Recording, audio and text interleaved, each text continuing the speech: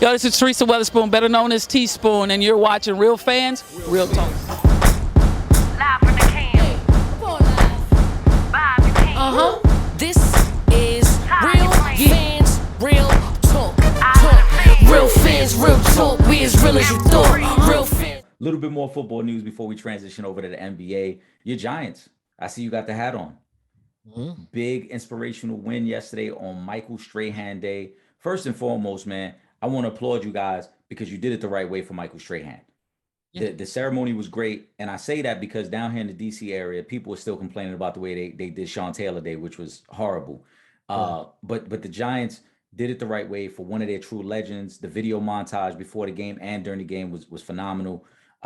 You guys are still in the mix a little bit. You know, you're 4-7. You're not completely out of the mix. Saquon looks like he's getting his legs back under him, and you're getting all your weapons back.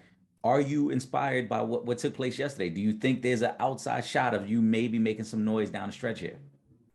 I'm not gonna jump out the window on that Don't jump out the window. Maybe just hang out a little bit. Hang out the window a little bit. I'm gonna look. Yeah, I'll look. See anybody that way. But first and foremost, I had to wear the Giants hat today because we celebrated, not only one of the greatest Giants of all time, but one of the greatest NFL players of all time.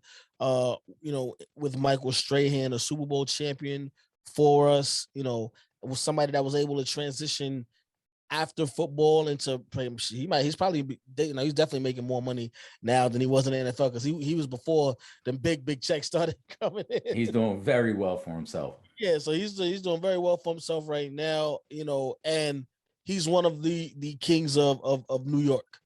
So big shout out to him. Big shout out to the Giants for winning a very tough division game. It's always a tough game when you're playing against the Eagles, when you're playing against the Cowboys, even when you're playing against Washington, it's still tough because those are those division games. So to get the win on that day after, honoring Michael Strahan, for me, you don't win no more games. At least you put that respect and you got the W on the day that they honored that New York Giants legend, Michael Strahan. So that I'm very proud of the guys about. Moving forward, the Cowboys are starting to look like the Cowboys again. They've lost 2 of their last 3 games, and it's bad losses too. I'm saying, games that they should be winning. You know what I mean? So anything's possible in the division. We just beat the Eagles, which is good as far as tiebreaker purposes goes, because again, moving forward, right now we'll see how this Washington Seattle game goes and what the standings will look like next week. But there's still a lot of time left. The Giants, they're not out of it. I just got to see guys stay healthy because we just cannot get our full roster of players on the field. Slayton is out, Galladay is out, Shepard is always out, Ingram is out. Saquon has finally played 2 games in a row. I don't even remember the last time Saquon played 2 games in a row. Bradbury's been out the last 2 weeks with COVID. So guys are just dropping like flies.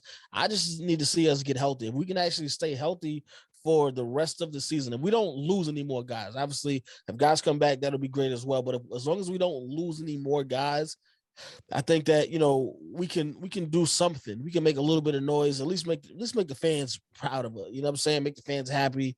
End off the season strong. You still got division games left, which are going to be big, and there are still other division games which will also kind of help depending on which way they go.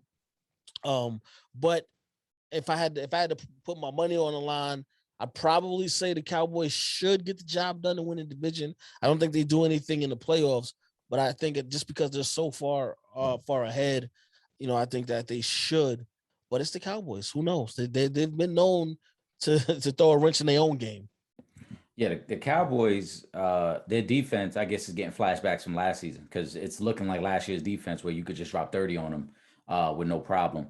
And Dak hasn't played well either. Dak's got to play a little better. All those things we saw early in the season. Now, to be fair, they played on Thursday on Thanksgiving without both their top receivers because CeeDee Lamb had the concussion and Amari Cooper was in COVID protocol. They expect to have them both back next week. But the Cowboys got to play better defensively. I will say this about the Giants though, because I had to go back and look a little bit. The Giants have actually played pretty well the last 5 weeks. I want to give you a quick rundown. You guys beat the Panthers at home. You had the close loss to Kansas City, which a penalty or two might have changed that game as well. Then you beat the Raiders. You had the ugly loss to Tampa, and then you bounced back and beat Philly. So that was your last 5.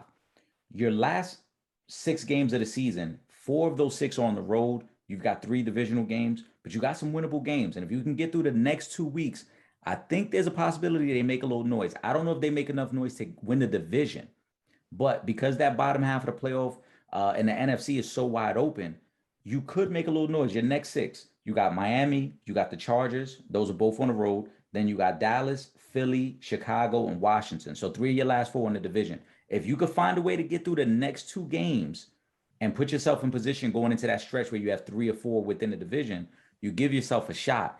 I'm not counting them out because I still like the Giant defense, and it showed up again yesterday. So that's why I'm still giving them a slight advantage. Maybe getting rid of Jason Garrett, though I'm not a big fan of Freddie Kitchens either, but maybe getting rid of Jason Garrett is what you guys needed offensively to get a little better. The division to me, though, is not locked up completely because, again, like you said, Dallas isn't that good. Philly's inconsistent. Washington, they're coming off 2 good games, but I don't expect them to play well tonight. You might find yourself going into the last 2 weeks of the season in range of making the playoffs if you can get healthy and get enough production from your offense. Yeah, I mean, listen, I can definitely see it. And obviously, I would want for that to be the case. You know what I mean? Us winning the division, that'd be great. Giants haven't won a division in a long time. But they have got to get some type of consistency. Maybe Saquon, continuing to stay healthy helps with that a lot because he does change the dynamic of the game when he's on the field. Obviously, he has to start getting back to what we've come to know of Saquon and his abilities. So we have to get to that point.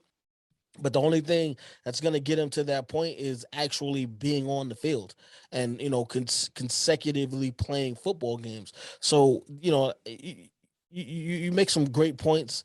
Again, I would love to see it. You know what? I'm gonna go with what you said, Eric. That's it. I'm just saying because you look at you look at right, like we get caught up with the better teams in the NFC. And now, granted, Cowboys haven't been playing well. The Rams haven't been playing well. Tampa Bay's been kind of off and on. Arizona, hot, but is Kyler Murray ever going to get healthy? Like, they're not a Super Bowl contender without Kyler Murray. No. The best team in the NFC, I think, right now is Green Bay. They've been the most consistent. But in terms of the playoffs, you guys are 4-7. You guys are only 1 game back of Minnesota, who currently holds the seventh spot. So, like I said, for his crazy. Say that again. You know how fickle, Minnesota's been. So it's not like they'll shoot themselves in the foot before anything. These are the teams that are directly ahead of you. Like I said, from slot 7, which is the last playoff spot, to slot 13, where the Giants are right now. There's 1 game that separates all those teams. Here are the teams that are in front of you. This is going to give you a lot more confidence in everything I said. Minnesota's at 7. Right behind Minnesota, you got Atlanta. You got New Orleans. You got Philly. You got Carolina. You got Washington. Those are the teams in front of you. None of those teams are consistent enough to make you think, yeah, man, it's going to be tough to make up that ground. You guys, if you come through the next 2 weeks, I'm telling you right now, if you guys find a way to come through the next 2 weeks, I would not be surprised if you guys are sitting in the 7th spot 2 weeks from now when we get together. You know what? That might actually...